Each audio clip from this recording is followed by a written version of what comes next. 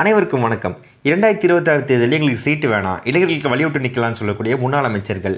என்ன நடந்தது? சவுக்கு சங்கர் சொல்லும் அதிர்ச்சி தகவல். அது என்னென்ன வீடியோக்குள்ள வாங்க பார்க்கலாம்.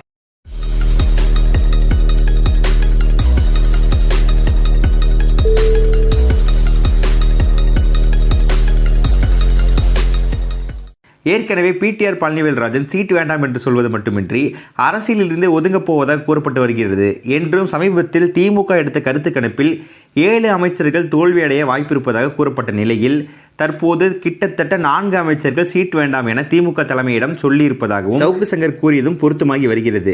மற்ற தேர்தல்கள் மாதிரி 2026ஆம் ஆண்டு தேர்தல் கிடையாது என்றும் திமுக அதிமுக தவிர விஜயும் சேர்ந்ததால் மும்முனை போட்டி கடுமையாக இருக்கும் என்றும் இதில் பல முக்கியமான பிரமுகர்கள் 100 முதல் 1000 ஓட்டு வித்தியாசத்தில் தோல்வியடைய வாய்ப்பிருப்பதாகவும் அரசியல் விமர்சகர்கள் கணித்துள்ளனர்.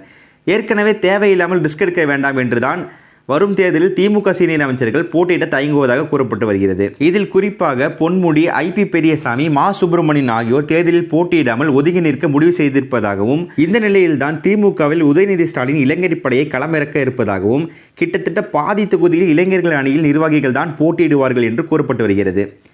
எனவே வரும் தேர்தலில் நாளடைவில் உதயநிதியா விஜயா என்று மாறிவிடும் என்றும் அதில் ஜெயிப்பது யார் என்பதை பொறுத்திருந்துதான் பார்க்க வேண்டும் என்று அரசியல் விமர்சகர்கள் கருத்து தெரிவித்து வருகின்றனர்.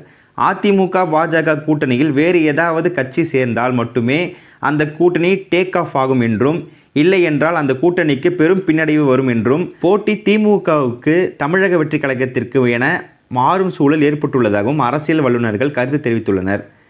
மொத்தத்தில் இதுவரை நடந்த தேர்தலில் 2026ஆம் ஆண்டு தேர்தல் முற்றிலும் வித்தியாசமாக இருக்கும் என்றும் அரசியல் விமர்சகர் சவுக்கு சங்கர் கூறியிருப்பது பரபரப்பை ஏற்படுத்தியுள்ளது.